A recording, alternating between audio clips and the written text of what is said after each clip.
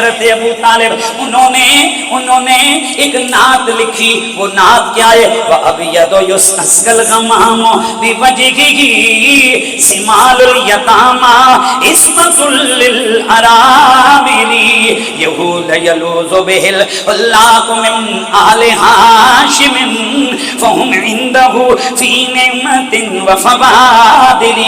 اب اس کا ترجمہ کیا ہے؟ حضرت ابو طالب کہتے ہیں وَأَبْيَضُ يُسْتَسْقَى الْغَمَامُ بِوَجْهِهِ، وہ گورے چٹے چہرے والا میرا محمد، وہ جن کے چہرے کے وسیلے سے پانی برستا ہے، جن کے چہرے کے وسیلے سے پانی برستا ہے، جن کے وسیلے سے پانی طلب کیا جاتا ہے. شمال الیتامہ عصمت للارامل، غریبوں کے لیے، یتیموں کے لیے جائے پناہیں، بیواؤں کے لیے سہارائیں. یلوذ بہ الحلاق من بنی ہاشم، اے بنو ہاشم ان کی قربت میں جب تک رہیں گے ہلاکت سے بچے رہیں گے، اور جب تک وہ ان کے ساتھ رہیں گے رب کی نعمتیں بھی ان پر برسیں گی، اللہ کا فضل بھی ان پر برسے گا.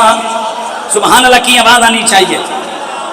اور اب یہیں یہ اشعار یہ پہلے کے موجود تھے، اور پھر آگے حضرت ابو طالب نے اس کو مکمل اس وقت کیا جب مکے والوں نے میرے نبی کے خلاف، جب حضور نے اعلان نبوت فرمایا، پھر مکے والوں نے میرے نبی کو حوالے کرنے کا مطالبہ کیا. اس وقت یہ نعت کے اگلے اشعار حضرت ابو طالب نے لکھے، اور وہ کون سے ہیں؟ وہ بالبہت حق البہت فی بطن مکہ. سبحان اللہ. وَبِاللَّهِ إِنَّ اللَّهَ لَيْسَ بِغَافِلٍ، مجھے اس کعبے کی قسم جو مکے کی وادی کے اندر ہے، مجھے اللہ کی قسم ہے محمد اتنی شان والا ہے کہ اللہ ان کی ذات سے غافل نہیں ہے. کذبتم وبیت اللہ نبسی محمدا ولما نطان دونہ وننادل ونسلمہ حتی نسرع خولہ ونزحل عن ابنائنا والحلائل. اب ذرا سنیے کیا بولا. آپ فرماتے ہیں اے تم جھوٹ کہتے ہو مجھے کعبے کی قسم، کعبے کے اللہ کے گھر کی قسم ہے، تم جھوٹے ہو مکے والو جو کہتے ہو کہ ہم محمد تمہارے حوالے کر دیں گے. اس وقت تک توجہ رہے، ہم ان کو کبھی بھی حوالے نہیں کریں گے جب تک کہ ہم ان کے آگے لڑ لڑ کر مر نہ جائیں. سبحان اللہ کی آواز آئے.